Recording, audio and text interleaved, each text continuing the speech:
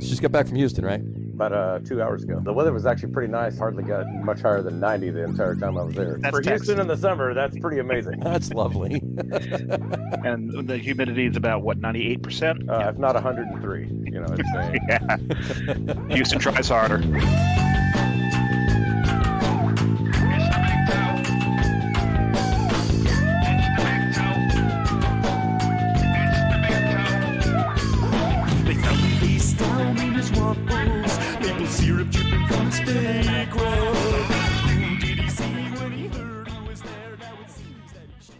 All right, everybody, welcome out to the Log Room Guys Craft Beer Show. It is Tuesday, September 7th, 2021. Jersey Johnny coming at you, and with me, as always, is none other than Mr. Beer Samurai. Say hello, Mr. Samurai.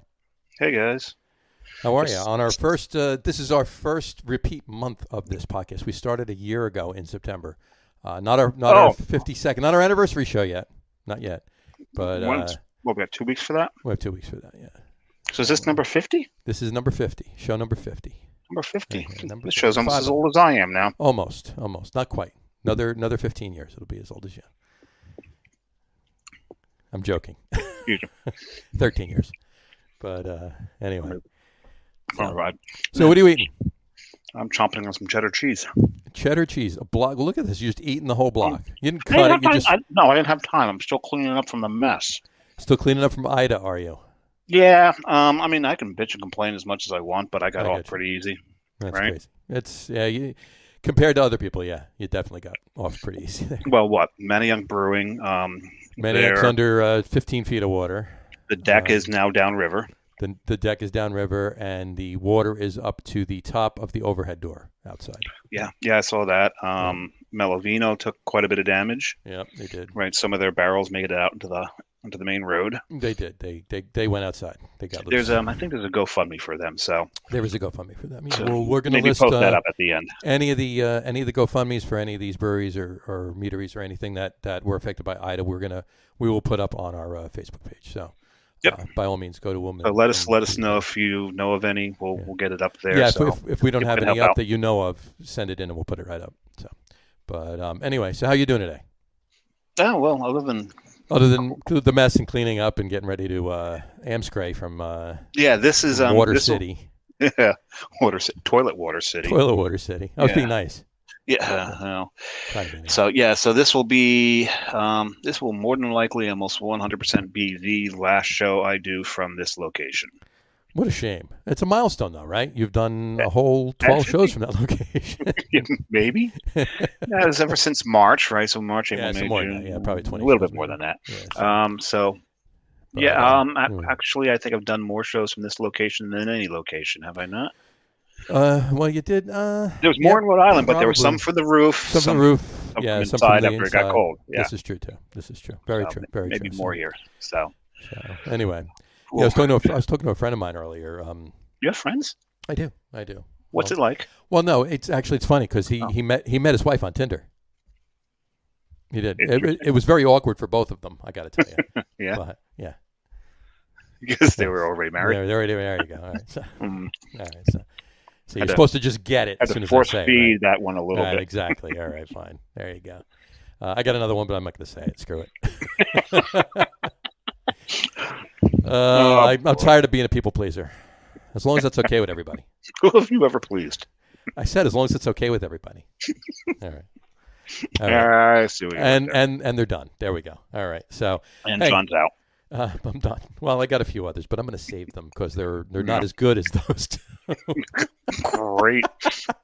Try the veal, people. He'll be here all show. Forget to tip your bartenders. Exactly. So anyway, on this auspicious occasion of our 50th show and your last one from those digs, we have digs. More like bales. No. That's why I use the word digs. We have a very special podcast tonight. New, I guess you could say, brewery from Portland, Maine. Portland, I love that place. Yeah, that Samurai and I were at last month. And when we were there, these guys got to come on. So we were able to get them. We were able to convince them to join us tonight. We didn't We didn't pay them, did we? No, we didn't. Neither of us have money. No. So Okay. anyway, so let's without further ado bring them on. We give it all to Brian. I know. Yeah, we give it all to Brian. We have given it all to Brian and Matt. Exactly. All excess monies go $10. to Brian. Yeah. Exactly. You gave him $10. I gave him $10. Well, I owed him $10, so I gave him $10. So. Anyway, all right. So let's bring him on. It's Nick and Zach from Belleflower Brewing, folks, right there. There they are. I'm gonna unmute them too, so you can actually hear them. How's that? What's up, dudes? How's it going, guys? Good. Hey, and guys, it's not about convincing us. It's about scheduling it at the right time. This is true. This is very true. Very true. Yeah. Very true. John's a master scheduler. Absolutely. Yeah. Time. There are a bunch of other things too, but I do. So anyway, how you guys doing tonight? Awesome. Not bad. That's great. I apologize if you hear some kids running around upstairs. That's all right. Wait a second. I just heard something. I need to. You need to up. Yeah. There you go. All right. What do there you got there? That's a good one. Oh, I'm right there with you. We go. I'll be actually opening that. Ooh, nice. Yeah. Maybe I'll have that after. I'm gonna start with the Goza. I got one of those left. I got Hexology after that. So I was telling them before the show, their brewery that day was like the 8th or 9th. It's all blur. So I didn't really give them too fair of a shake because I couldn't taste anything by the time I got there. So I had to come back with Magpie, and you guys had I can't remember the name of it. You had a stout on sale that day. Was it the? Yep, that's the one. And if I took that and opened that here, I'd be killed and not moving out of here sometime this month. So I'll have that eventually. But Magpie, I'm loving, absolutely loving. That's awesome. Well, I'll just put it up there. This is Magpie, right? Yeah, I called it a New England American Pale Ale. Could you just call it what? A New England Pale Ale, right? Yeah, I think we just call it NE Pale Ale. NE Pale Ale. All right. Well, why don't we just do that then? Yeah, that's a cool beer. That's better. Yeah, there we go. That's a cool beer because, like, I say this to like anybody who asks about that beer, but it's like the kind of the quintessential beer that represents like a lot of our like values, just as business operators, human beings, reflects on the name and like, ties back into just like, the human experience or the American human experience for the past like year and a half, right? Like, yeah. Bet if you tried to go buy flour in April of last year or toilet paper or one of those things, you couldn't get it. Nope. Couldn't get it, right? Couldn't get right. it.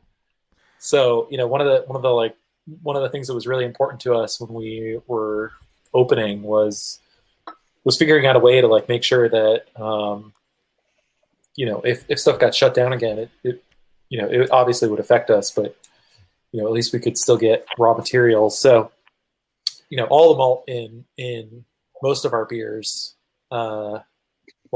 majority of the malt in most of our beers is grown in Maine, malted in Maine, gets made into beer in Maine, which is kind of crazy because like there's not a lot of other states in the U.S. where you can say that and have it be like Sure.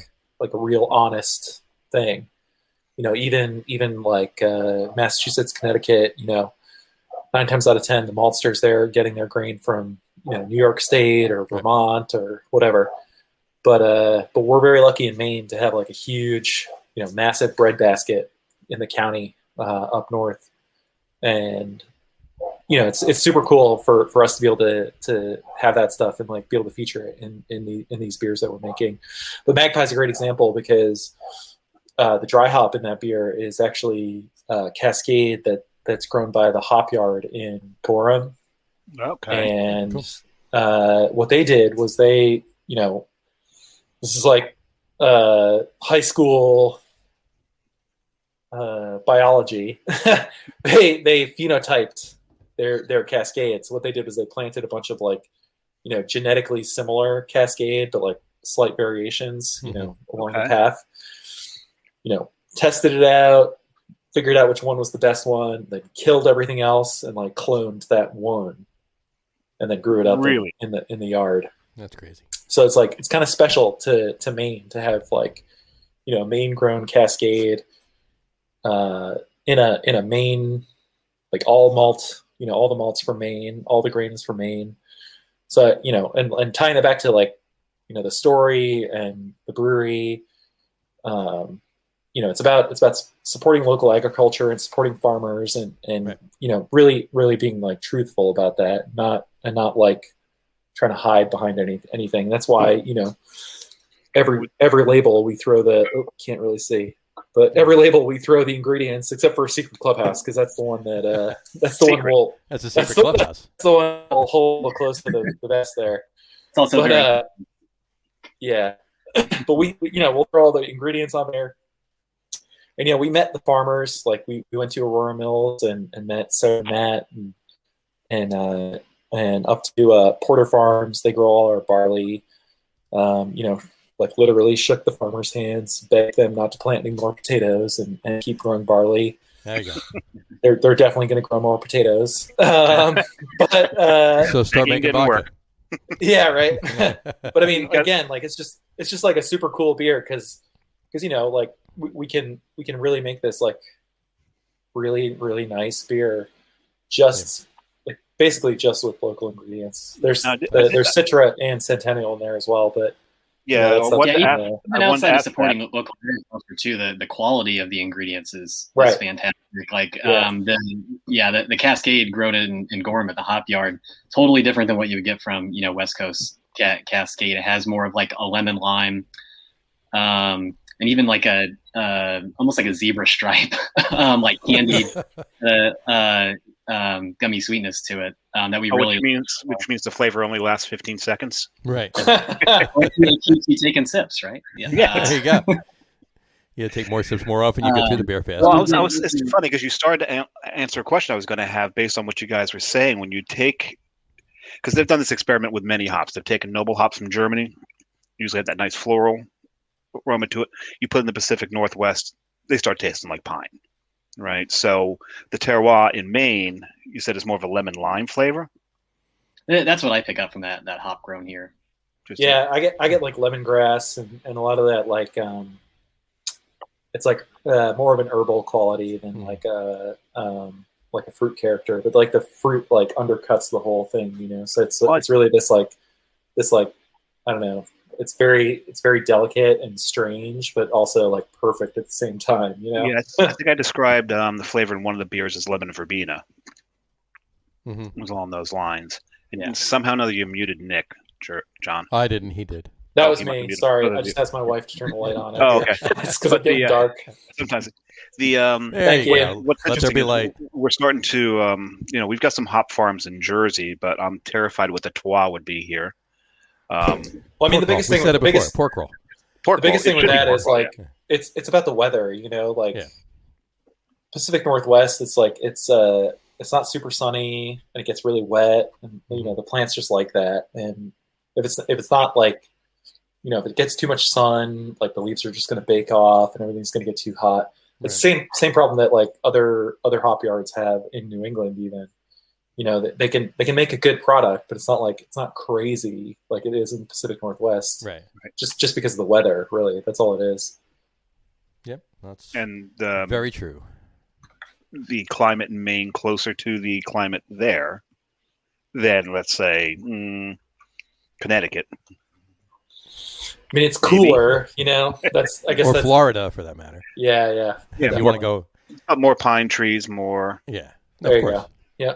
It's just not as it's more not moose. Yeah, exactly. Yeah. There you go. So, all right, let me let's actually do this because we do this. We ask every guest every week. What's the first? And it can be an ish. What's the first craft beer you ever had? Zach, you go first. Oh, I can remember this, and I don't know why I ordered it. Probably just the name because it sounded interesting, sounded cool. The beer called Skull Splitter Orkney Ale, and I forget if either of the if. So you looked at it and said, "I need that." That was just the brand, but it was a Scotch ale. I don't know if I've seen it since. I got it at a restaurant in the college town where I was living. And I just didn't. Yeah, I was 21 at the time. Really didn't know that there were flavors outside of what you would find in like a Coors Light. Right. And it kind of blew me away. I was just like, flavor in Coors Light. Well, yeah. I mean, you get flavor when you drink water, don't you? Yeah. It tastes like water. That's the flavor. Anyway, I remember that being the first one that really blew me away, and I started doing research and started visiting, the local breweries around Bloomington, Indiana. you went to college in Indiana then? I did, yeah. Gotcha. Indiana, isn't it? Didn't they? No, it's. Did you see the jerseys in Indiana? It's the guy ran on the field or whatever. The first Indiana University game last week. It said Indiana. Oh no! All the jerseys said Indiana on them. Oh man! And they didn't catch it, and they let them wear them. Oh, that's bad. Indiana. Awesome. Yeah, that was great. But anyway, honestly, I can't remember the first. Again, it could be an ish. Yeah. So like one of the first beers that actually like kind of opened my brain to the possibility of anything other than light lager was Left Blonde. Okay. And I can't even remember why I had it. It was probably my mom's influence. I don't know. It was transformative because, Left, if you've ever poured into a glass, it's like super hazy. Sure. It's got all that like bubblegum classic, like, Saison, whatever kind of characters to it. Not a craft beer by any means, owned by AB InBev. So now, yep. Right. Yep. And then pretty soon after that, it was Harpoon IPA. I'm pretty sure, just because growing up in Connecticut and going to college in Boston, just being around that like all the time, Sure. Harpoon, it's like the granddad of what we're doing these days. Sure. But that like that malty, that bitterness, like that was what it was all about, Okay. Dave and I can concur with that. So yeah, Harpoon IPA has been brought up a few times on this show. Yeah. And then even like having influential places too is like a huge impact on me. Like I had friends. I went to college in Boston, and I had friends who I later moved in with, but they lived like basically across the street from a public house in Brookline, and it's like, when we moved to Brookline, it was like we're at the public house like 3 nights a week, like literally 3 nights a week, and you learn, Larry learned Larry's name. He was one of the bartenders. Oh. There's a Wachusett beer named after him. Wachusett Larry is named after that bartender in that bar. There you go. Seriously? Yep. There you go. Nice. It's like stuff like that. It's like learning that stuff. And, that's great. And learning about different beers. I remember the first time I drank a Sculpin was at the public house, and it was like crazy. Mind blowing. Oh, yeah. It was like 2012. It's like crazy. Didn't exist at that point. Sure. What was the other big bar there that I loved was in Brookline or Sunset. Across the river in Alston. Sunset Grill, yeah. Yeah. What, 100 taps they had? Yeah, I was going to say they just had like way too many tap lines. Just like, it was ridiculous. There's a point where that's really cool and it's great marketing, but it's just too many lines. Well, you'd always ask the bartender, what's fresh? Yeah, what got delivered and if he's a good bartender and a good company man, he's going to tell you what's not. Yeah. This is what John would do at his bar. Right, exactly. No. Boston, what a great town to go to college in. Yeah, it was really cool. That is a challenge to graduate if you're going to school in Boston. Mm-hmm. Yeah. Especially when you go to an art school to get an engineering degree. There you go. If you graduate from a college in Boston, you've earned it. I went to an engineering school to get a liberal arts degree. And hey, there you go. Yeah. We have really quick. We have Brian Olchel says hello. Hi, Brian. Oh, hi, Brian. He's our one of our producers there, and then Gene toasted us. There you go. So no words. Very short of speech tonight, both of them. Yeah, so. Gene's our fan who isn't a producer. There you go. He's the one that isn't a producer. There you go.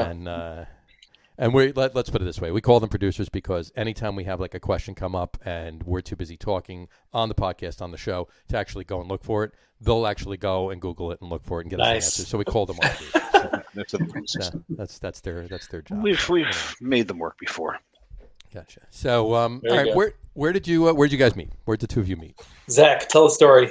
Tell the story, Zach. Ooh, yeah. I guess we've been saying that this Belleflower's been like the longest and shortest brewery in planning. Yeah, we first met in 2012. It would have been. I can never remember if it was 2011 or 2012. Maybe 2011. Yeah, we met because we both got involved with Trillium Brewing Company about a year before they actually opened their doors. Okay. We had both in different ways heard about Trillium and what JC Nestor were doing, and got a hold of them kind of independently and said, "Hey, we're homebrewers, just kind of interested in learning more about going professional, and do you need some help?" Basically, so I guess enough people did that JC sent out an email to all of us saying, "Hey, I do need help on these days. We're going to pilot some batches. We're going to do some some construction, basically, or deconstruction of the space that they would eventually move into." So I think that's the space in South Boston, the original space. It's 4 Point, yeah. Yeah, 4 Point. Yeah. So I think Nick and I both showed up on that first day when there was kind of a call for help. So we met there, and we were helping out JC Nestor with whatever had to be done, nights and weekends. And then outside of that, we started homebrewing together. We were part of the same homebrewing club, the Boston Wort Processors, and hung out at several events that were involved with that club. Like that club alone has put out like so many breweries, like Dissolver. I'm trying to think of all I can think of is Brado. Say again. Brado. Oh yeah, Brado came out of that club as well. There's other there's so many people that work at Night Shift, Jack's Abbey, all those places that were all Cambridge Brewing Company that were all in that homebrew club around that same time. Boston Wort Processors. Yep. Very nice. Great name. That's nerdy. I like it. Yeah. That's awesome. Sorry to interrupt. Yeah, we were just to continue on that. We were kind of getting our our feet wet and seeing what it takes to open up a space. Mm-hmm. And it took Trillium a year and a half to actually build out the space, to get through all the red tape, to open up a brewery in the city, because they were the third brewery that would open in Boston outside of Harpoon and Sam Adams. Right. So this just hasn't been done on that scale before. So it was taking a while. So actually during that time, and as our friendship was developing, we were putting together a business plan, and actually got to the point where we were looking at spots in the greater Boston area to open a brewery. You want it a little further north. A little bit. Yeah. Yeah. Oh, the funny story I like to say is one of the early, was it Night Shift or Jack's Abbey? One of the two, we looked at the spot before they did, and it was I think it was Night Shift. Yeah, it was probably a Night Shift spot. The original spot that they were by Idle Hands, or the... Yeah, it might have been that. I honestly, I can't remember, but Gotcha. it was so long ago. It's back then. Exactly. 2012, 2013. Also, Zach, you're being way too generous with JC's original email. It was hey, show up here at this address, 7 a.m., bring work clothes. That's it. We've seen those emails from PJ, haven't we? Yeah. Yeah. PJ puts them out. PJ window from Ross Brewing. There you go. When they first going. Now in that club was Vitamin C in that club? The guys from there? Or you just like the hat? Yeah, I don't think Dino was there. I just like the hat. It's a cool hat. Also, we did a collab with Dino and Rich nice.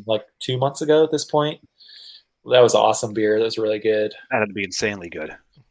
Yeah, I mean, we got a little weird with it too, just because I don't know. With the collabs, it's fun to do, try to do something strange, or hit some point that the other brewery is good at, Right. So with that beer, we did the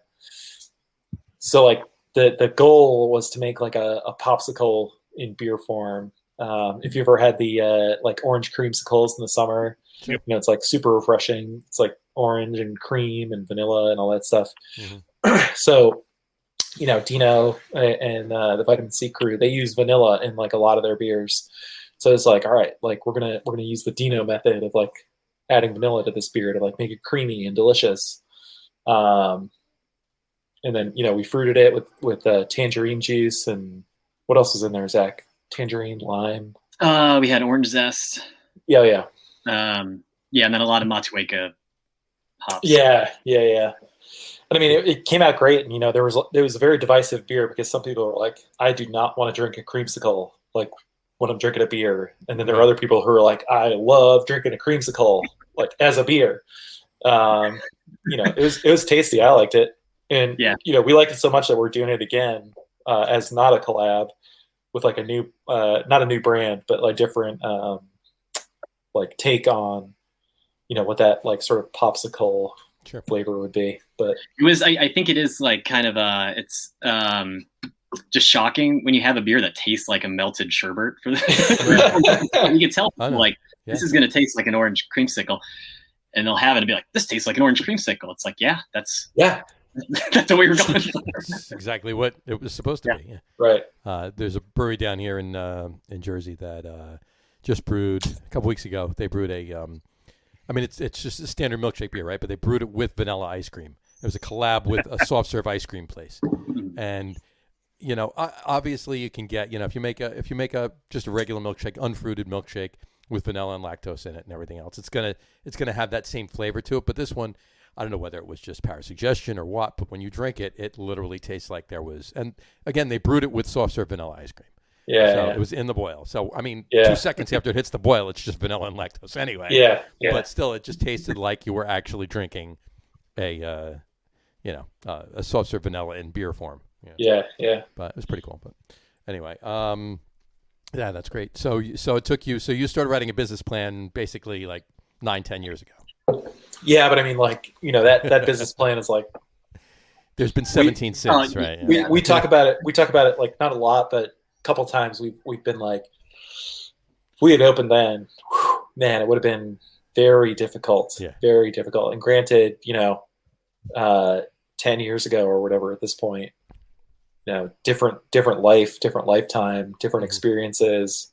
I'm sure we would have powered through it and been fine. But I almost daily like thank the experience that both of us have gotten, especially Zach. Like Zach's had like amazing experience at the places he's worked, and he's worked like so hard and is so knowledgeable and has so much experience and like making like extremely high quality beer that like every day I'm like thinking to myself like, man, I'm so lucky to have Zach. Now you've mentioned Trillium. Where else? I was gonna say where were some of those places after the whole Trillium gig? Where were some of those places? Sorry, that I've worked? Yes. Yeah. So I've really only worked at the two breweries. I was at Trillium. I was employee number 2. So they hired Adam Goodwin, who was their first brewer, and I kind of spent half of my time front of house, half of my time back of house. Okay. When Adam left to start Charlestown Fermentory, about a year in, I took over his role. So I was leading production at the Fort Point location for the next 2 years until operations moved to Canton. And at that point, it was a much bigger operation. I was off the floor for the most part in a managerial role as director of brewing operations until December 2017 when I moved to Portland. My wife and I had a kid at that time. We were looking to move out of the city. We were looking for opportunities in Portland because it was our like go-to kind of vacation weekend getaway spot. Right. We're both originally from Indiana. We moved to the Boston area to go to grad school and then kind of developed our careers. And we just love exploring New England. But when we found Portland, it was like that's the spot. Like the food and beer scene here is incredible. Sure. So much history. We love the people here. So we were looking for opportunities to eventually move up here. And I heard about kind of through a friend of a friend, an opportunity at Lone Pine Brewing Company for the same position I had at Trillium. And they were going through a very similar move where they were going from this kind of, shoebox, very small, maybe 1,000 square foot production space, close to across the street from where we are now, to a much larger facility in Gorham. So I oversaw that transition and helped them kind of grow and develop their production space over the last couple of years. Nice. That's awesome. That's great. And Nick, yourself? Yeah, I mean, so when all the stuff that, we opened Trillium, I was working in an advertising agency. Well, more like a production house for advertising agencies. And, I had a really good career. It was awesome. I was working with developers on like building, these like really complex, websites and installations and all this stuff. And it was really cool. It was really rewarding. And I loved my job. And I stayed there for 10 years, a little bit more than 10 years. But I always had the passion for craft beer and like the creativity that came along with that. And, after Trillium got open, that's when I decided, like, I was like, all right, I'm going to go open my own brewery. And Zach was like, I'm going to stay at Trillium. And I was like, all right, dude, I'm going to go to Connecticut. So my wife and I moved to Connecticut, and I was going to open the brewery. I bought all the equipment, had everything like ready to go. It was like pen to paper of the lease, and life happened. Couldn't open the brewery at the time. So I stuck with my career. We moved to like Southern Connecticut, and, my job at that point was in New York City. So I was commuting. Yeah, I was commuting into New York City from Greenwich. I thought you were going to say, like, closer to like up by Fairfield or even not that far, thankfully. I mean, it was still a haul, but I stuck with my advertising career, kept in touch with JC, and then one day, just emailed them out of the blue and was like, hey, how's it going, guys? Like, what's going on? Because they had just done the Canton expansion, and like the company was growing. And, I knew I'd always wanted to go back to Trillium because, like, I loved Zach, and I loved working with Zach, and I loved like the rest of the team and JC, and like the work we were doing on the beers we were making was like incredible. It was so rewarding. So I was able to get another job with them full time, which was like, my dream job, basically. It was amazing. Like, sure. Getting to build the future of this world-class brewery was like unbelievable, unbelievable, like an insane opportunity. So I jumped at it. That the company saw while Nick was there was just insane. From the on the Greenway, the restaurant, the Fenway location. Sure. Yeah. So I mean, like the first like month or two that I was there, I pitched the Greenway to JC and Esther and convinced them that we could do it. And then we pitched the Greenway on us being able to, do the Greenway. And then we built that entire spot out in like a month, operationally, physically, making enough beer, having like cooperage to be able to support it, yada, yada, yada, like licensing, everything down the line, that was amazing. That was so rewarding. And then, the restaurant in Fort Point, like the Fort Point expansion, it's like 2 floors plus a roof deck and a patio. Yeah, it's great like space. Yeah. 500 seat restaurants, like just crazy, 10-barrel brewery. Like the brewery in Fort Point is as big as our brewery at Belleflower, like straight up, like honestly, it's basically the same size. And then, and taking that to Fenway, I mean, that was amazing. It was my dream job. I loved it so much, right. And I'm really, really happy that I got the experience, and it's serving us well, because like Zach, we're like two sides of the same coin, right? It's like Zach's been on the production side and is a very technical brewer, and I've been on the business side, on the operations side, and the two of us complement each other well because, like, I love the production side, and he can like challenge me right. on the operations side. So it's great. It's a good. You got your own specialties, but you keep each other on their toes. Yeah, but like the best part, and the part that I really love to talk about is how we've incorporated our families into the business. Yeah. So like, we made a very cautious and calculated decision to actually have our partners involved basically in everything. So like, Katie and Melissa, my wife Katie, Zach's wife Melissa, they actually own the brewery, and they hold us accountable for everything. And like it gets that too many jokes here. Well, yeah, it gets that reaction, but like, the reality is that working.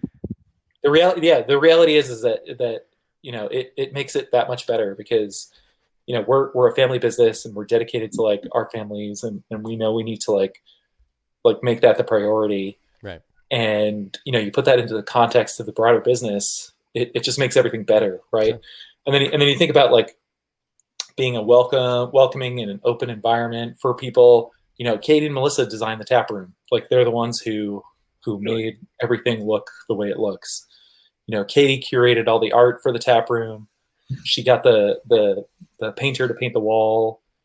She does all the labels now with the artists that we work with. Nice.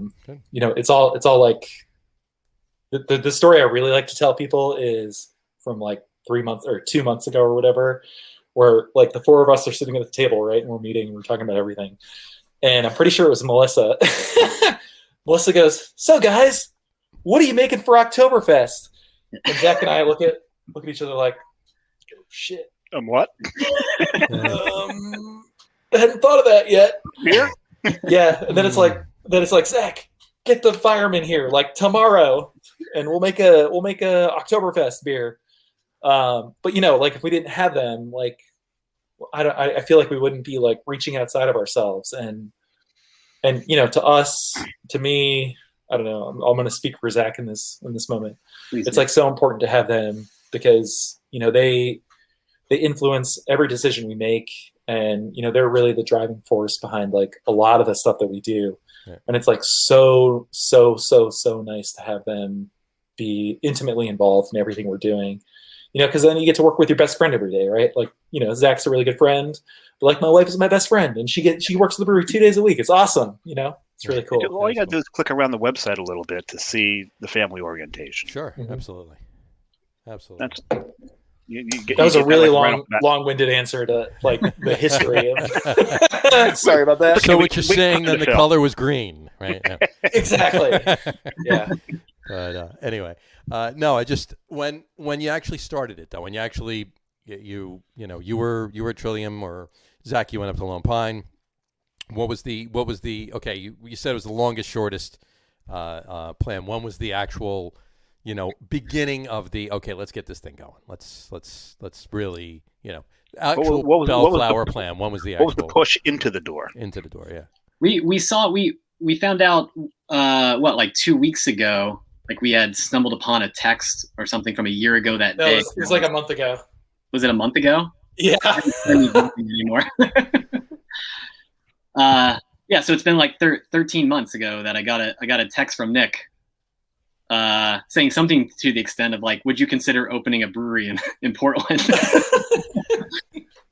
And like we stay in touch. Like we'll text about whatever work related things or family life or whatever. But I wasn't expecting this kind of out of the blue a text just saying, "Hey, would you consider opening a brewery in Portland?" Yeah, because Portland doesn't have enough breweries yet. No. So that's the yeah, it's barren. Lacking. It's barren. Yeah. So that you gotta because what made you crazy enough to go? Portland could use another brewery because they don't have enough fantastic breweries. We think we can open a brewery there and stand out. Being and during the honest, pandemic. Yeah, during the pandemic. Yeah. Great point. So the text actually even not came, pandemic. That's a ballsy It wasn't move. like you were thinking about this prior to the pandemic. In the middle, smack dab in the middle of the pandemic, you decided, hey, let's do this. Yeah. So I mean, I think I can give you the context for that. So I actually got laid off from Trillium because of the pandemic. It's a great initiative right there. There you go. Yeah, like we had like everybody else, Trillium had gotten hit pretty hard early on by even though they did a pretty decent job of getting through it. What they did at Canton was fantastic. There was always lines to pick up beer. They still hurt. You're welcome. A lot of that was stuff that I had worked with our team on building out. At that time, Dave was actually in Rhode Island. So I still have cool. I still have one of the butter. It's not a butternut squash, but it looks like it from the garden. Oh, really? Oh, nice. It hasn't rotted yet. I don't know how it hasn't rotted yet. But I would go up there and I'd get the garden boxes. That was a brilliant friggin' idea. Was that yours? No, all that stuff happened after I left. But but yeah, I mean, like, we had, as soon as we heard that there was going to be shutdowns and we knew we couldn't like have people in the tap room anymore, it was instantly like, all right, how can we do home delivery? Because we had been working on logistics for home delivery like probably for 6 months before the pandemic even happened. Yeah. So we were planning on doing that. So we had worked through all that already, and then it was online ordering, which again like was one of my initiatives. We had already set all that up. So we had a lot of time on that website. Yeah, we had a lot of the groundwork. I'll go like this. We had a lot of the groundwork laid for right. for a successful transition to like only beer to go. But we didn't know how long everything was going to be shut down. We didn't know if we could bring people back, and it was like we had to figure out a bunch of different ways to get production people in without like exposing other people. And then it's like, who's going to run the can line? Like all those kinds of things. Yeah. So anyway, long story short, the guy who is trying to make everything work, and maybe not the one who's like physically making everything work, is the one who gets like the axe first, I guess. But anyway, yeah. So that led to. Well, yeah. So it motivated me. Like I spent probably like 2 months at the house just like sulking because I lost my dream job. Right. But it was awesome at the same time because I got to spend so much time with my kids, and my youngest son Tommy was like super little at the time, so it was like so amazing to be able to spend like his like tiny baby time with dad, and we get to take walks every day. So anyway, like I in the back of my head I'm like, all right, you know what, now's the time. Like, I know there's going to be opportunity out there. I know how hard it hit Trillium. It's going to hit other places like really hard. I'm going to unfortunately, I'm going to do the American thing and like be opportunistic and try to find an opportunity. Right. Through all that stuff, I got another job at a medical marijuana company, which was awesome. It was so rewarding working there. It was like such a cool place, and I learned so much. Is that a euphemism? No, it was really so cool. Rewarding. No, like you don't get anything. You get none of the product from places like that. But it was really rewarding because we had an awesome team, and like the growers there, they were like so passionate about what they were doing, and there was a lot of like reflection on like the same values and same qualities of craft beer. Sure, absolutely, definitely. And I love them so much, and they're doing amazing things now. Like they just won the Cannabis Cup in Massachusetts, like first place. I'm not even joking. Like they're doing awesome work. Which one was this? It's called Bountiful Farms. Okay, I've heard of it. So I'll take a little bit of pride in like helping them, get off the ground because they weren't even open when they hired me. But anyway, so I had been hunting for opportunities. And like the part of the story that I love to tell is, I'm a member of the Massachusetts Brewers Guild somehow still. I'm on the Facebook group. Hopefully Katie doesn't take me off after saying this, but so she had posted like a thing with a phone number that she said, I have no information about this. There's a brewery for sale in Portland, Maine. Here's the phone number. Call them for more info. That was it. And I saw the number and I called within like 2 minutes of it being posted, and the guy that picked up the phone was like, how did you hear about this? You're the first person to call me. You shouldn't know about this. It's not public knowledge. And then that same weekend, like 2 days after I called them, I went out and looked at the spot, and that's when I texted Zach, and it's all history from there, basically. That space was a brewery before you guys went in? Yeah, so it was a brewery called Brewery Extrava before we moved in. And they didn't last too long now, did they? They were open for a year and a half. Okay. Yeah. So they were there for a little while. So it was a turnkey. They had everything set up. You basically just walked in and more or less jumped into the grave. Yeah. Kind of like a spirit of Halloween. Right in there. What were you going to say, Zach? Well, from a production standpoint, more or less, yes, we did make some investments in equipment when we moved in. But the big challenge was to take a space that someone else had designed for the tap room and make it our own and take, without doing any major, changes, just cosmetic changes to the space, have it match our brand. Yeah, it's a beautiful so spot. That was a big challenge for us and for Melissa and Katie, who, that when we first got the keys, that was their first kind of major project. That's awesome. Yeah. That I think we did a fairly decent job at. Yeah, and definitely. You did more than a fairly decent job. And a nice outdoor hang as well. Yeah. Yeah. Outside and in. I'm not to pause the conversation, but to pause the conversation. I'm empty for my first beer. Anybody want a second? Yeah, You ready? All right. Yeah, I'm definitely ready. I'm opening. Zach was smart. He poured himself a whole friggin' liter. There you go. Oh, it's a half liter. Oh, now you're half liter. Yeah. Little Thunder. I'm having Hexology. There we go. I'm gonna switch to the Thunder. Why not? Why not? Talking about Adam. There you go. Charlestown Fermentory. There they are. There you go. I actually don't have another Belleflower other than the one that I need to share with somebody. Should have gotten more than one bottle of that. It's all good. Should have got a few more 4-packs. So I'm going to drink. You can take a ride down this weekend if you want to share it with somebody. There you go. There we go. Right. Hey, you've got more. But Johnny had brought me this one. Chimney Rustic Ales Kuna. Mm-hmm. It is a chicha style with guava and grains of paradise. Oh. The hops before hops were hops. Well, what was used to bitter beer back in the day. That was part of that. Was one of the few things in Gruit that they did identify actually was in Gruit. So I did ask John. Guava? Yeah, guava. I did ask John. Did the brewery do a lot of chewing on corn to make this beer? Because this is what, an old Peruvian style. I believe that's what he said. Yeah. Peruvian style, where we had Chimney Rustic Ales on the show. We actually had their distributor on the show. When do we have them on the show? They actually brought the owner Dan of Chimney Rustic Ales on the show with them. I guess it was like a little security blanket, or he's one of their they're very close with them, and they do a lot of work with him. So he wanted them on. And that was one of the beers we drank, but Dave wasn't able to get a hold of it beforehand, nope. So I. No, because I live much further north than they are. Right. Well, and ironically, I had to bring it to Maine with me to give him there. Yeah. We actually swapped a bunch of beer in Maine because we've only seen each other in Maine since the pandemic started. Since since February. No, not since the pandemic started. February. You were. Yeah. Where was that? We were Source. Oh yeah. Before that, at Melavino the month before. So we saw each other a few times this year, but. Other than every week online, but no, this is a style. This is a peasant February style. The first time. A peasant style where the villagers chew up corn. Their saliva adds the enzymes to the corn. They spit it out, and then they ferment that.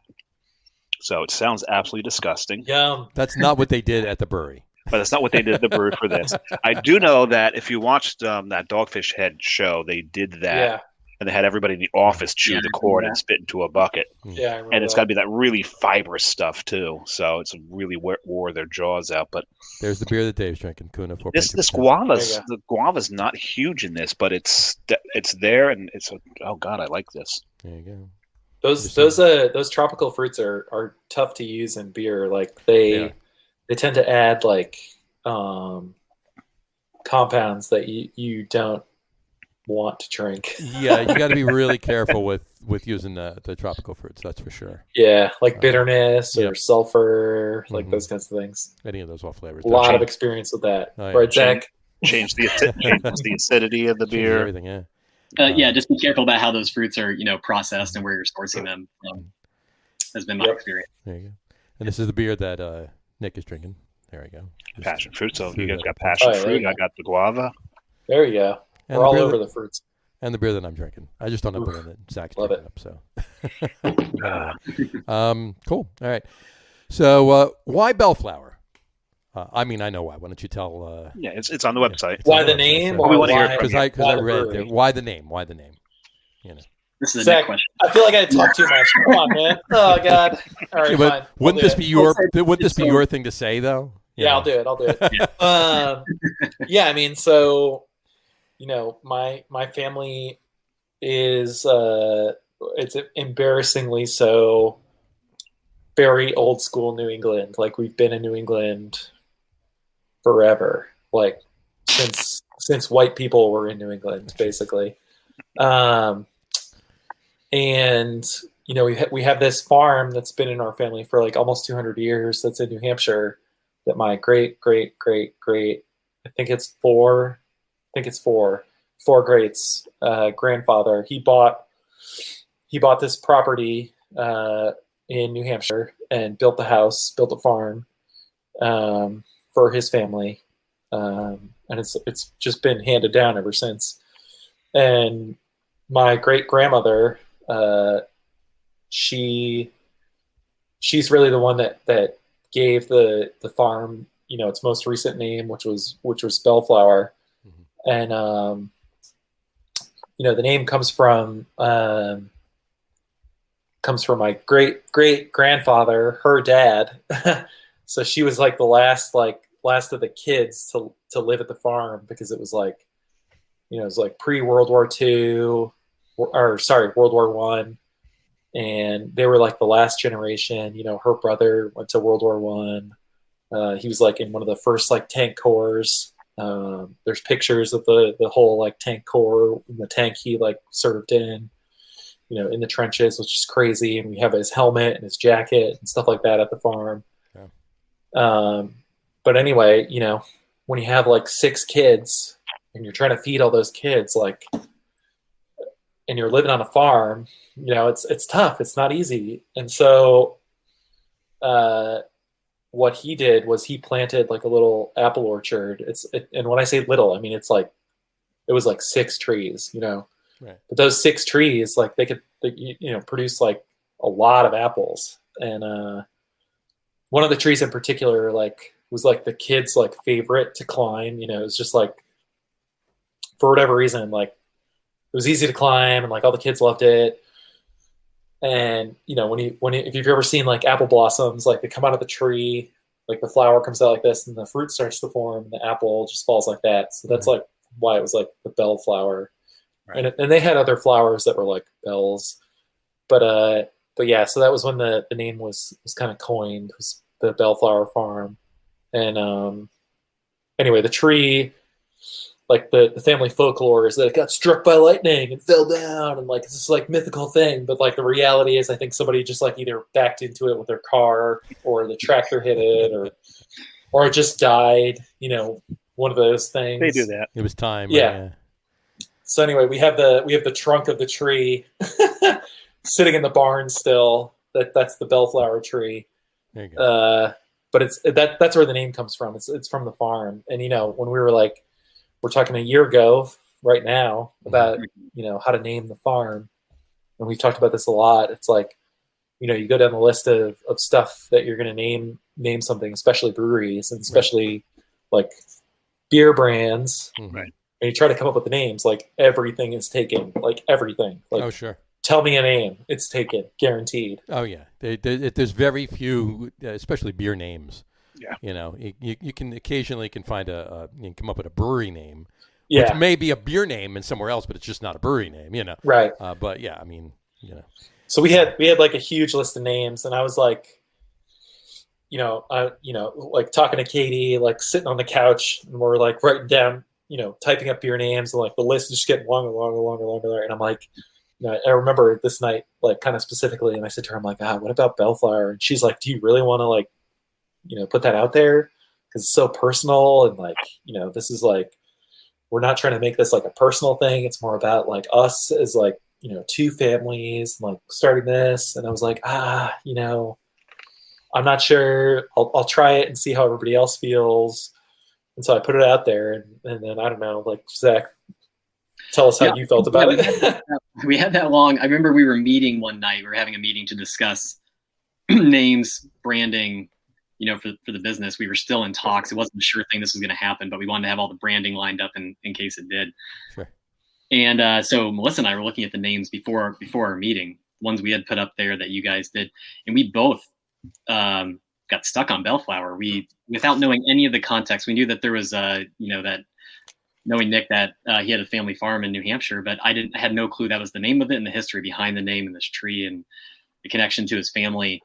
I love the name. So I remember we started our meeting, and that was one of the first ones I asked about. I was like, tell me about Belleflower. How'd you come up with that?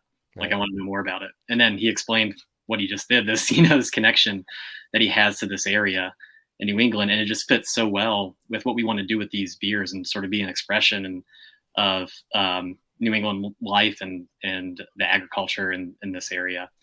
It just seemed to fit the theme so well. I'll have to admit, when I first saw it, John knows this. A lot of people that know me know this. When I go into an area, visit somewhere, I'm on Google Maps for days and days. And I remember the first time I became aware of your brewery is I was kind of looking down in that area because I couldn't remember the name of one of your neighbors, Urban Farm. So I was looking there, and then all of a sudden, like, Belleflower Brewing. Okay, where'd this come from? And second of all, cool name. So the question I asked earlier is like, how do you think you're going to get into Portland and stand out as a brewery? Marketing's a big part of it, and that name does stand out. Thank you so much. Well, I'll echo that and go a little further. Marketing is a big part of it, and the liquid is a big part of it too. Well, then there's the liquid, yes. But you got to get people in to try the liquid first. You got to get people in to try the liquid, and you're covering them both. And I'm not blowing smoke. Thank you so much. The marketing is great. Love the name. Really echoing what he said, and the liquid.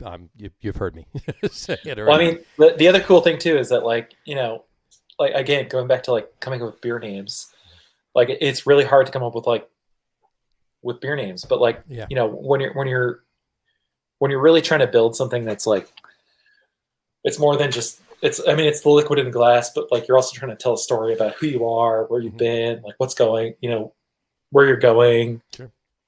Like tying it all back to something that has like these like roots, like crazy roots. And then building off of that is like, I don't want to say it's like easy because it's not easy, but at the same time, it's like, it gives us like a foundation to like build off of, so like, we were talking about stouts at some point, like Secret Clubhouse, that's one of our, can't wait to break into that one. Yeah, there you go.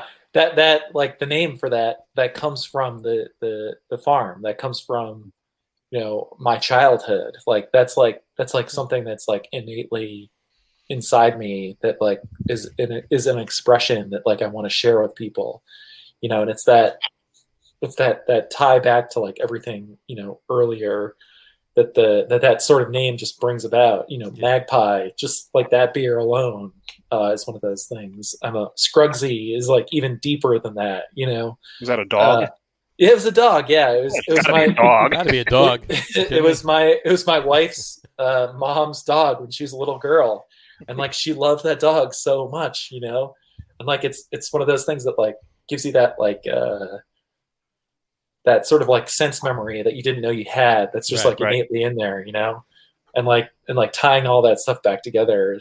I don't know. It's just like, it's more powerful. It's more powerful for storytelling. It's more powerful for being creative. Well, yeah, like, it's a lot of things too, because it's important to you. It's more powerful for you. You can get more. Not that you wouldn't be excited about your own product, but you're even more excited about your own product because it's not just about the product. Now, it's about what's behind it and everything. And I love the Lost Leaf name is like a great story too.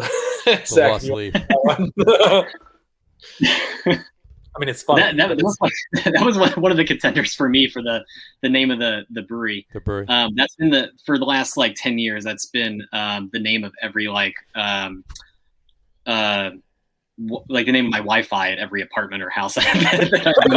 Where that came from was actually a bar that I don't think any longer exists. It was a house bar in Arizona and Phoenix that I somehow got into underage when I was on a family vacation. And speaking of like very early craft beer experiences, I remember somehow not getting carded and ordering. I think it was just under 21. I was like right on the edge, but I ordering I think a Shakespeare stout, or maybe no, there's a hazelnut stout by Rogue. The hazelnut brown. Hazelnut brown. Brown. That's it. Yeah. Brown. It's brown. Yeah. I remember ordering that beer, and there was live music playing. Yeah, it was just like a very early like craft beer experience. Hazelnut brown, yeah. And that's a classic. But the thing is, and you just answered the question I was going to ask. I'm like, okay, we've heard how Nick has put a lot of his personal stories into it. Zach, could you do it? And you guys went and did it. You're ahead of me.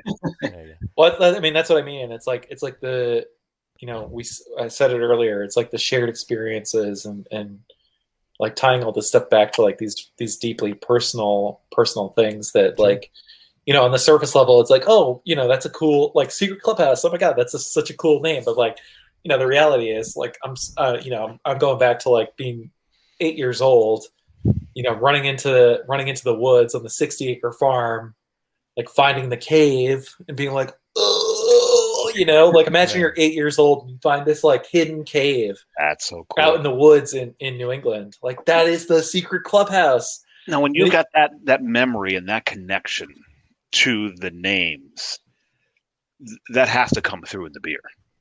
Totally. Right? Because now you've got so much, there's a part of you invested. Yeah. Well, Zach, I'll let you give the saying we've had at the brewery for like the past couple of weeks. Oh, tightrope, no net. There you go. Tightrope, no net. There you go. That's the way to do it. There's no plan B. It's all plan A. This has to work out, and we're going to do everything. So is that going to become a It's a beer not. name? I hope this works. This has to work. This has to work. It's not. This has to work. It's going to work. It's going to work. There, that's the way. We will make this work. Yeah. There is no try. Is that going to be no net? There you go. Oh, Zach just Tightrope, no net. Is that going to be a beer? Which is ironically the new name of his Wi-Fi. What Please no movie? one take that. We're thinking about that for a beer name. There you go. What movie is that from, though? That's from a movie, right? Is it? Well, it's from a story behind a movie. I was just listening to this podcast about the making of this movie, Bonfire of the Vanities. But Bonfire of the Vanities, yeah. Yeah, there's a story about the director, Brian De Palma, and they're doing a scene, this like 5-minute take, this Steadicam shot. No one's ever done a Steadicam shot that long before, and there's moving parts, and during the rehearsal people were getting hurt, and I guess he was heard on set like before filming just muttering to himself, tightrope no net, tightrope no net. That's funny. So that kind of stuck with me, and there are days where I feel like I have to tell myself that that same thing. That's great. That's awesome. I'll wrap this up with how's Portland been, and not so much the town, but I mean both the town itself, the community, and the actual beer community too. How has it been for you since you opened? Zach, you want to take that one? Yeah, I mean, even before, so just personally, moving here a little over 3.5 years ago, working at Lone Pine for almost 3 years, it's very different than the greater Boston area for sure. Slightly.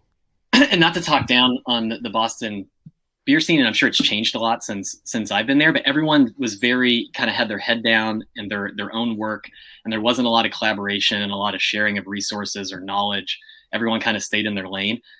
And that's not the case up here. There's 30 plus breweries in the greater Portland area. Everybody has each other's back. It's very much the mindset of, a rising tide floats all ships. Everyone knows that if we all strive for better beer and we give a better experience to people, it's going to draw more and more people in, right? And it's going to be better for everybody. Since we've opened, breweries have been so generous. I think the first day, our soft opening, some people from Bissell Brothers were there, including Pete, and they were getting rid of some 20-barrel tanks. And he was looking at our space and saying, Getting rid of. Yeah. Well, getting rid of. Selling. They were selling. No, I figured, but just they don't need these anymore.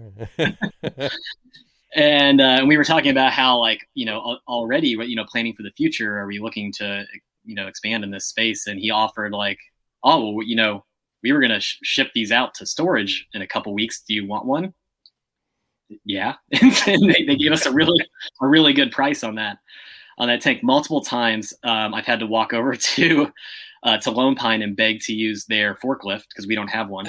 And it is driving down that hill. Oh yeah. Today included, by the way. But we didn't end up getting the forklift today. We just you and the driver manhandled the pallet out of deadlifted the pallets out. Oh my God! Yeah, for real. Please tell me there was just one layer of cases on it. No, it was cans. It was all cans. So it was cans. Oh, okay. But I mean, there's just been so many cases at Belleflower. At the time I worked at Lone Pine, people are just so willing to, let people borrow and raw material or ingredient or whatnot, or even help out with manpower when people are down, people in production, and it's just a very collaborative environment.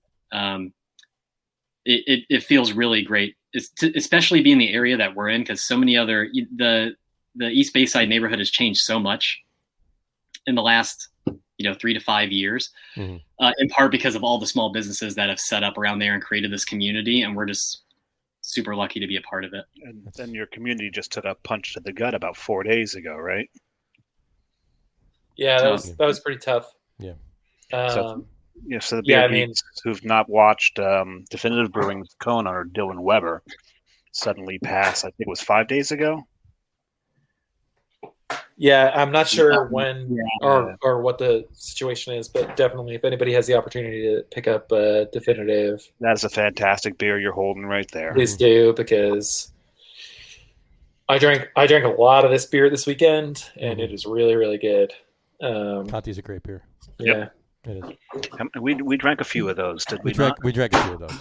It does. It was really, really. I mean, that's one of the things that I think Zach was kind of alluding to, is that just in general it's a very small community, and losing anybody has an effect on everyone. Yeah. No words, just nothing more you can say. Yeah. It's what it is. But we definitely enjoyed our time at that brewery. Yep. They have got the cutest little taster stanges that I've ever seen in my life. Have you ever done that? You get a short pour of the Kolsch. There's this cute little stange they put it in. Very nice. It's awesome. Yeah. But it's been amazing to see so many breweries and restaurants supporting Definitive and Dylan and trying to raise money for his family. So yeah, again, just feels super proud to be a part of this part of the Portland beer scene. Yeah, that's awesome, and we're definitely glad you are. Yes, so, and you see that with a lot of places where the craft beer community is really just a tighter knit community. Yeah. What you said about Boston, I think, is more the exception than the rule. Because even Jersey, let's face it, most people think Jersey's just full of a bunch of assholes that say the word "say fuck you" a lot, and that's true. However, and when that's true, if you look at our craft beer scene, it's a very tight knit, supportive community. Yeah. Anytime a new brewery opens, you'll see representatives from other breweries helping them on their first mash in. Absolutely. That's not unheard of whatsoever. And they're, you've got your godfathers in the business that everyone will go to get their advice from. But everyone knows everyone. And it's funny too. In New Jersey, there are godfathers and there are a couple grandfathers too. And yes, there are. You do both. You go to the godfathers and you go to the grandfathers. But the grandfathers are for different things. Yeah, but you go to both. One's going, get off my lawn, or IPA's a fad. I wish I was joking about that. That's one, and I really wish I was joking about that, but I'm actually not joking about that. Yeah, well, he's not joking about that, and we don't, and he's not. Look, it is what it is. But when I mentioned the grandfathers, I wasn't including him. But he is a grandfather because I got the oldest brewery in Jersey. Yeah. In any event, so he just told everybody who it was. But they don't know. In any event, we'll leave it alone. Yeah. So really quick, have you? What's been the reaction from the not the community, but visitors? Whether it's beer travelers, because let's face it, that's a craft beer tourism. It's a huge. I mean, Portland's always been craft beer tourism, but it's even more so now. Obviously, daily it gets more. But how's that been? Things you've overheard in the tap room, so to speak, or online maybe Facebook messages or tweets, whatever.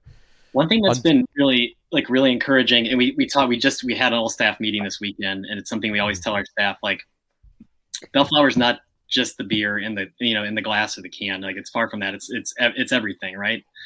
It is the story and it's the branding, but it's the physical space, and most importantly, it's us. It's the staff there, and we get so much positive feedback about the staff. You mentioned Shelby earlier, but our whole team, they're just incredible, and they represent the beer so well and are just so inviting and make the space just that much better to be in. And I think that's why so many people keep coming back. Sure. Yeah. So that's been really encouraging. And it's fun trying to match the chalkboard drawings to the people working there. That's yeah. Yes. We added like two more staff in the past week, and so we had to get rid of the drawings of everybody. You just add two. Could you not just add two? I know. Well, we got a bunch more beers coming out too, so we're gonna have to you need take the up extra more space. You need another chalkboard then, because I really enjoyed chalkboard on the other that. side of the tap room, and I really enjoyed seeing everybody in chalkboard format. Exactly. There you go. But Zach's right. I mean, like, the undercurrent is that. And the thing that we strive for, it's the beer has to be good, obviously, and we're confident in and competent in making like what we feel like is really good beer. But it's more about the experience, and I always feel really good when somebody comes in and they say, "Oh my gosh, like, I love the art in this space. Who's the artist? Like, what's this, like, who did this painting on the wall? Like, this beer is like crazy, is amazing. But like, you guys have air conditioning in the tap room, and it's so comfortable. Like, it feels so good." Or, we have the Aunt Flo dispensers in the bathroom, and somebody comes out and they're like, "Thank you so much for like providing this stuff for us, because it's our basic human necessity to like have these products available." And those are the kinds of things that, like, to me are the most impactful, because like, I don't want to sound like arrogant or whatever, but like, when I drink our beer, like, I know it's going to be good, and I know that we have like really high quality standards, and we're going to make good beer, and people are going to like it. But it's not just about that, it's about the entire experience. Right. And so those are the things that are really impactful to me. Like, we do. We're like a stop on the Maine brew cruise, which is like they do like beer tours through the city. Sure. Yeah. And like, we get people in all the time, and I'll give them like crazy stuff. Like, I'll give them our fairy offering, which the current one is bright green. Like, it's green. And I'll give it to them, and then I'll say, like, just try it, just drink it. And they drink it, and they're like, "This is delicious. It's so good. I can't believe like a green beer tastes this good. It should be for St. Patrick's Day." But no, it's not really St. Patrick's Day. It's just like fruity and delicious. And that stuff is like, it's really meaningful, and it like means a lot. But like, when somebody comes in and they're like, "I feel really comfortable in this space, like safe and awesome, and just able to enjoy myself and not worry about anything else," like, those are the best responses. Absolutely. And again, like, tying it back to what I was saying earlier about, Katie and Melissa being deeply involved in all the decision making and everything that we're doing. Like, that's the stuff that to me is like super important, and is going to be the future of this industry, and really bringing us together as like, a broader community of beer drinkers, because we all love drinking really good beer, right? Absolutely. And that's what it's all about, So let's make a place that'll be welcoming and awesome for everybody. To your point, as John and I do the top threes on every show, and there's been a few times we've talked about favorite brewery. Okay, that can mean so many things. Is it the beer? Is it the space? Is it the view? Is it the staff? Is it the overall? So we've talked about just the overall feel, and there are some places I will go more and more times that may not be putting out as good a liquid as the other place that I don't particularly like hanging out at. So yeah, having all of that full experience, that's going to bring the people back as well as the liquid. Right. Exactly. Yeah. Totally agree. They'll come and get cans still. Right. Hang out though, But they may not hang. Having the whole package. Yeah. It's great. All right. Well, you mentioned the top 3 list, so we might as well. Good segue. I like that. That was an unintentional segue. An unintentional segue, which makes I you the tend to segue segue intentionally a lot, but there you go. Not today. All right. So we'll do our top 3 list, this week's top 3, and as we always say on the show, just letting you know. No, as you always say, I never say it. The royal we. The royal we, right? We say on the show. Why do we do a top 3? Because 2 reasons. One, top 10 would take too long, and top 3s. We had to come up with a number. All right, we were paying homage to 1933. The repeal prohibition, and we started the list when it was just Dave and I on the show. We weren't having guests yet, so a year ago, and it was only 2 3s. So it was 2 3s, so 3 3 1933. So there you go. But there you go.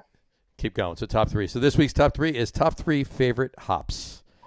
Top 3 favorite hops. There we go. There we go. This could be interesting. Zach, you go first. So let's start with the two of you. Let the brewer go first. Let the brewer go first. There we go. Yeah, it's tough for so many reasons because hops. To narrow anything down to 3 is difficult, especially when it's not something you love. So. Hey, wait, can I just interrupt for 1 second? Sure. I have to pee so bad. And I know what Zach's answer is going to be, so I will be right back. You go for it. I apologize. Anytime. Hope everything comes out all right. There you go.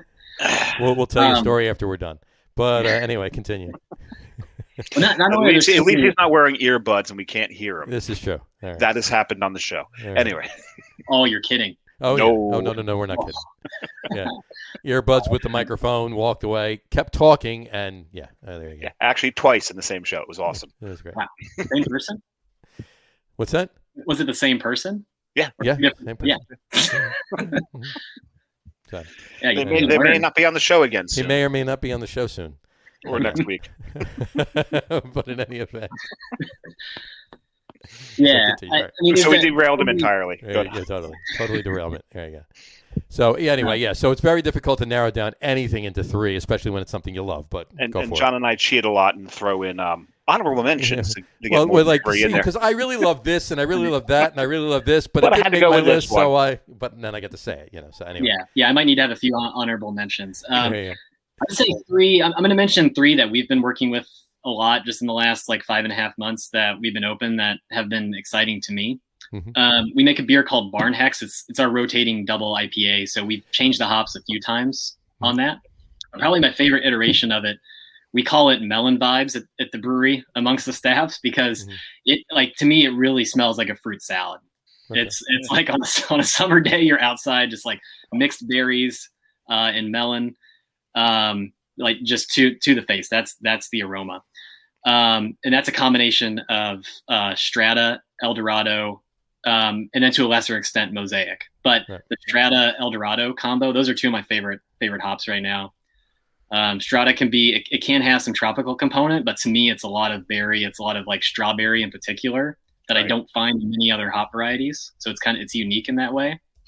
And Eldorado I've been a fan of for a long time because that is just like honeydew melon. Right. Yep. And melon rind, and it's delicate. But I think in combination with other hops, it shines even more than just on its own. So those 2 for sure. I'm liking a lot right now. I'm kind of torn for the 3rd, but I'm going to say because we use so much of it right now in a lot of different beers, it's one of my favorites is Brew One. Okay. I'm not sure which version of Hexology we're drinking, but we used primarily Brew One Lupomax pellets along with some Citra and Mosaic, and that just comes across as straight pineapple juice. Gotcha. I mean, I've never had a hop express itself like pineapple juice so distinctly than Brew One.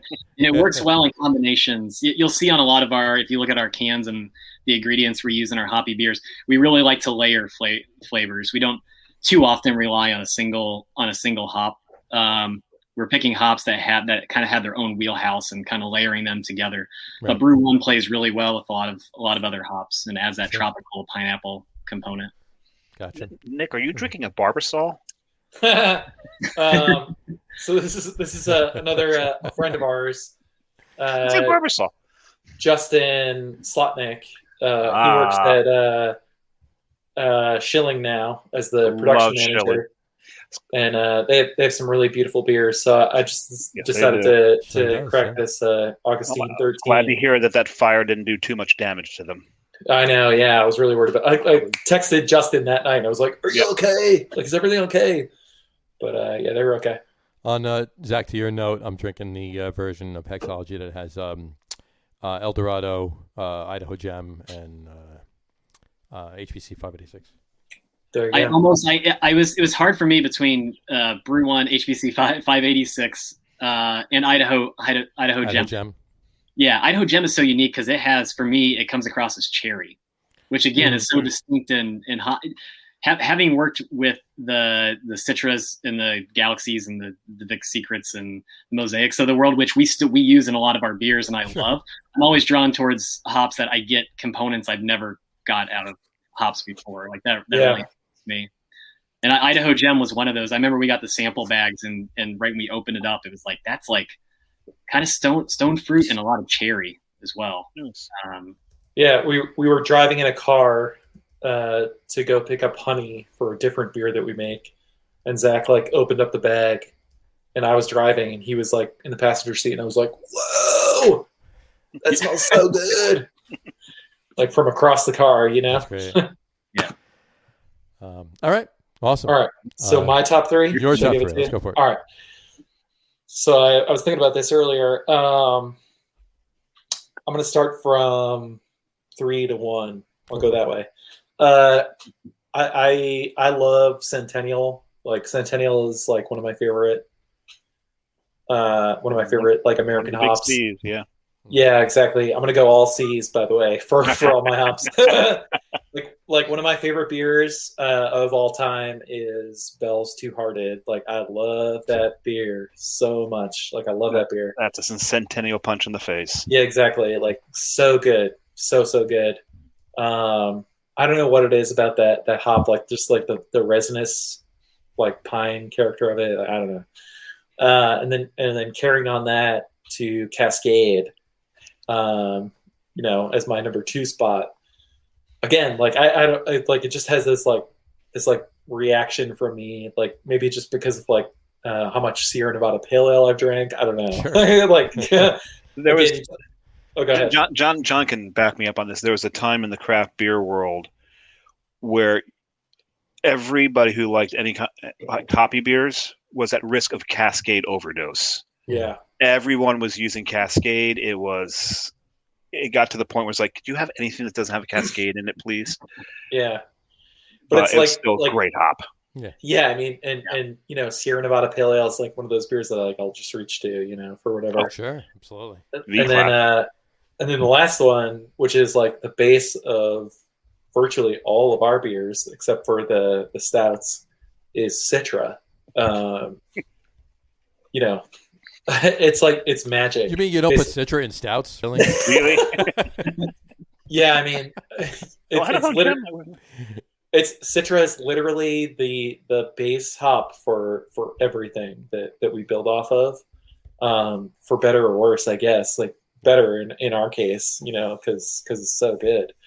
But the just like the citrus character that it adds to beer just as like an undercurrent even in the way that we're using it. We're not using it other than Finch and Thistle, or sorry, oh my god, blanking on the brand. Finch and Thistle. Yeah, Finch and Thistle. Other than Finch and Thistle. Yeah. Like we just use it on the hot side, and that level set of Citra, I don't know. It's like such an awesome like launching off point. Sure. And like so many breweries have like made like standout beers, like their flagship beers just off of Citra. I don't know. To me, it's one of those hops that you can't use wrong, whether it's bittering or aroma, dry hop or whirlpool, whatever. Right. It's so versatile, so delicious, and the fact that it's like its heritage is based in American noble hops and German noble hops. whatever that means. It's just like, I don't know. It's one of those, like, again, it's like the magical, the undescribable, like, character of something that just has, like, all the qualities that you're looking for or that I'm looking for from beers. But so Citra is my number one. Citra's number one. Gotcha. That'll segue beautifully into my list now, won't it, John? Yeah, I was going to say you want to go next, but obviously might as you well. are, so you got it. I'm going to, and I don't even have them in a 1, 2, 3 order. I have them. John knows I like to categorize them a little bit, so I had to have one of the C's on there, and I'm one of those. So this category is one of the C's. One of the C's, and one of the C's being Citra, because I always look for those citrus bombs. I love them. There's been times I've gone into a place where I know is heavy in IPAs. I'm like, just don't order a Citra. Don't order a Citra beer. Oh, they got a Citra beer. Can I have that? It's just, I can't help myself. I do love Citra. So of the C's, and yeah, they're all great, but Citra is the one I'm going to look for more so than the others. Noble hop. Had to put a noble hop in there, and I love Saaz hops. I mean, if you're going to give me a Pilsner, make it a Czech Pilsner. Give me the original Pilsner. Bang that thing full of Saaz. That's a Pilsner. Pilsner, yes, a Pilsner. we do lessons on the show every now and then between Pilsner and Pilsner and what's got an E, what doesn't have an E. Well, 2 E's. Yeah. It's not pronounced Pilsner, but it's got the second E in there after the town Pilsen. But yeah, I love the Saaz hops. Love that crisp Czech Pilsner. So that's on the list. The third one I couldn't categorize. It was just the category will be the third one.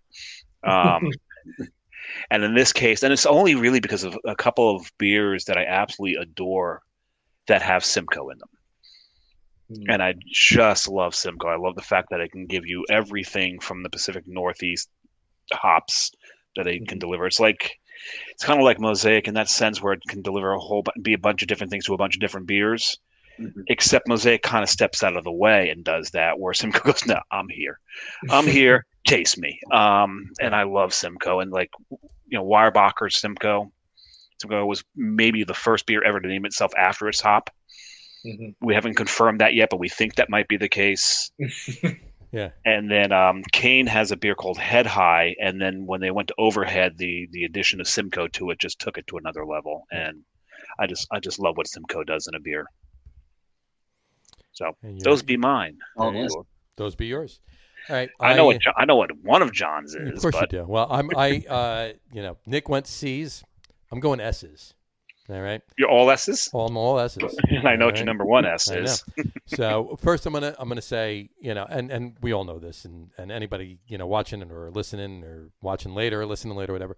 Palates adjust even, weekly, and we're coming up on the fall now. So, the hops that I'm going to say now I'm not even going to say are not going to be the same in the next couple of weeks, because it's going to be all about the, German noble hops. It's going to be all about the Märzens and everything else. But on that, at the moment, right now, my top 3 hops, again, all S's. I'm going to echo Dave, Simcoe. Weyerbacher Double Simcoe is just like, it was just an amazing beer at the time, and I haven't had it in years. They haven't made it in years, and I wish they would make it. They haven't done They haven't done the cake and cork version, the bottle conditioned version, in how long? Oh yeah, it's been I don't know, 8 years probably, 7, 8 years. Oh, bottle conditioning that beer just made it a wholly different beer. Sure. Mm-hmm. They need to do that again. My second is a throwback to Zach's Strata. It's a great hop. I just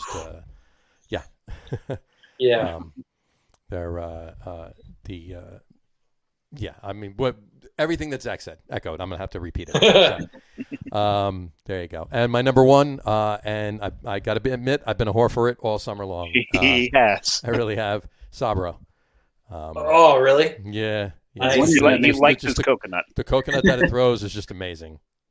Really, really, really good. So, I'm so happy to hear that, because that's like, I love the like weird coconut character that adds to beer, but like, man, it is divisive. Like, some people hate that. Oh yeah, but I love it. You can get arguments about it. You like that hop? Love what are you, nuts? That kind of thing. Oh, my God. But also, John's favorite adjunct in beer is? Well, coconut. Coconut. Yeah. Well, it's actually my second favorite. Your second. Your first is maple. Maple's my. Coconut's my first, actually. Right. Maple's so hard to do in beer. Good Lord. Well, you can overcook that, burn it. Yeah. Well, it just goes away too. Like it just is like gone. Oh yeah, you got to drink it right away. You got to. There's a very fine line between sitting on a beer long enough that you can it's not hot and tastes better, but the maple's still in it. So, yeah. We do have a fifth top three. We do have a fifth top three. That would be Doug Smith. He's going to give us his top three. Cascade, East Kent Goldings, and Saz. He says, sorry, but I'm an old geezer. Does anybody brew with bullion anymore? We use Saz. There you go. Yeah, but bullion. Bullion. Saz is in every lost leaf. There you go. Yeah. There you go. But considering... Doug will get back to you on that. We'll actually have to check around, and we'll see if anybody does brew a bullion anymore. Yeah, I don't think so. I've not heard of that in a long... Wow. Oh. But yeah, no, that's... Hey, I had Saz and Simcoe and Citra. It was some of the... And I'm thinking I'm an old geezer through Kent Goldings in there. Kent Goldings in there. It's got the EKG up in there. Yeah. What are we making? English bitters over here? Come on, man. Yeah, exactly. Yeah, but a good English bitter every now and then is good. Yeah, for sure. So, absolutely. Yeah, British mild. Oh yeah, English mild is great. I mean, English mild. And it's a time of year too coming up on it for it. Yeah, I had one not too long ago on the show that I actually got out in Pittsburgh from Gristhouse Brewing out in Pittsburgh. Nice. London Crawling was the name of the beer. It was an English mild. It was really, really well done. It was really good. I like the name. Really yeah, it was cool. When you open it up, you actually hear the Clash playing. But, it's really weird marketing technique, but it worked. So it was good. Hey, there you go. That'd be a cool thing to have cans do, play music when you open it. Oh, please no. Please no. Don't put that on us. Come on now. Nick, get on that, will you? Come on now. Oh, that's great. Anyway, but cool. It'd be interesting to think of what breweries would use what music. We know Three Floyds would use death metal. Oh, well, please. Yeah. Oh. Zach, what would we use? Cardi B? No, just kidding. Please, I hope you were kidding. Interview over by quick. I was going to say probably more like, man, I don't even know. Taylor Swift? I would say Taylor Swift. Probably be T Swift for sure. Yeah. We play a lot of Taylor Swift in the back of house. It'd be rap coming out of the Interboro cans. I know why I just thought of this too. Like not a couple days ago, I was just watching like a couple of YouTube videos, and there was like a montage of all. You ever watch any of the Comedy Central roasts? Oh yeah, right. And Nikki Glaser, right? Oh yeah. They had like a compilation of all of her, like a lot of her roasts, right, and everything. And Jewel was at one of the roasts. I forget who it was for. It might have been Rollo, I think. And she goes, Jewel is here, or as I like to call her, Trailer Swift. Oh no! Oh wow, that's a good one. She's Alaskan. Yeah, you can't help it. To pick up and move on a dime. There you go. But it was funny. She's hysterical. But anyway, on that. No, it's you know what, hops are definitely like fluid, right? And I don't mean that, tongue in cheek. Literally. Seriously, literally. Yeah, I don't mean it literally. If we do this top three list in a month and a half, there's going to be three different hops on my list. So. John's setting something up because we're starting to run out of top three topics, so we may have to recycle. So we can always caveat it with, our palates changed. Well, we actually started doing a couple months ago. Actually, whenever we were, if we were having. If we had a specific reason to do a specific, like last week we had Brian Boak on, and he's a former brewer, former brewery owner in New Jersey, and he runs a Brewers Roundtable discussion once a month. However, but he's a huge Giants fan, and he runs a tailgate at every Giants home game. It's like 75, 80 people go to these tailgates. I've been to a few of them. They're massive. They're ridiculous. But so for that note, for the last week's top three was top three favorite tailgate beers. Right. But other than that, we talked about maybe doing, or we started actually doing, top three breweries from a specific state or top three beers from a specific city. So We got plenty of material. Yeah. Top 3 styles. We haven't gotten top 3 beers in a particular style. Right. We've done a few of those. We're coming up again on some holiday beers, and somehow I'll have to work in my favorite holiday beer. So it's a funny story about palate fatigue and like hop fatigue. Mm-hmm. There's one day like I was in the brewery with JC from Trillium, the owner, and like we were like doing sensory on 4 Point Pale Ale, and I'm like, JC, like what did you change? Like something's different about this beer. And it just doesn't taste as like punchy as it did before. Right. He was like, nope, it's exactly the same. It's exactly the same. You suck. Your palate sucks. Wow. You've had too many hops. And I was like, oh my God, you're right, dude. I'm so sorry. I think it's the entire beer community. Just look at the evolution. Yeah. It's like 3 pounds per barrel was a lot. Now it's 10 pounds per barrel. I was going to say, you put 3 pounds per barrel in any beer now. It's like, that's all you put in it. Yeah. Well, that's that whole point about why I had to bring some of your beer home with me, because the hops I had during the day had so wrecked my palate. I could barely taste anything I drank at your place. Mm-hmm. Yeah, it's tough, Yeah. So I'm really, really, really happy I did, because there you go. Well, you would have brought stuff home anyway. So who you kidding? Well, no, because I was running out of room in the car. We didn't have my Outback. We had our little Mazda, so we couldn't. We were running out of room in there, and it's like, I got to bring something from here. And it's funny because I drank this beer, like, man, this is fantastic. I didn't have this at the tap room, and I looked like, oh, I actually did have this at the tap room. There you go. I'm really glad I picked this up. I don't blame it. I blame it also on that crazy BLT you had over at Mass Landing too. So that thing was fantastic, but I followed that up with the poutine with the egg at the Freet Shack. There you go. They were out of eggs when John was there. They were the day before they ran out of eggs that day. So I ran out of eggs. They ran out of eggs. And it's not it was still delicious. Don't get me wrong. It's delicious, but that egg just it takes knocks it elevate it. Yeah. So, but anyway, all right. Well, look, guys, thank you so much for coming on the show. Thank you. This has been awesome. Absolutely. We really thank you for coming on. And down the road, we want to, Dave and I at some point will be in Portland again, either alone, separately, or together. So we'll definitely combine. We'll do maybe we'll do a live thing from the brewery that day or something. There you go. Yeah, and I know Carrie was looking at the real estate in the area. Oh, jeez. But then again, she does that almost everywhere we go. No, I'm trying to buy a house right now, so like just you can't buy one until Nick buys one. Don't yeah, there you go. Exactly.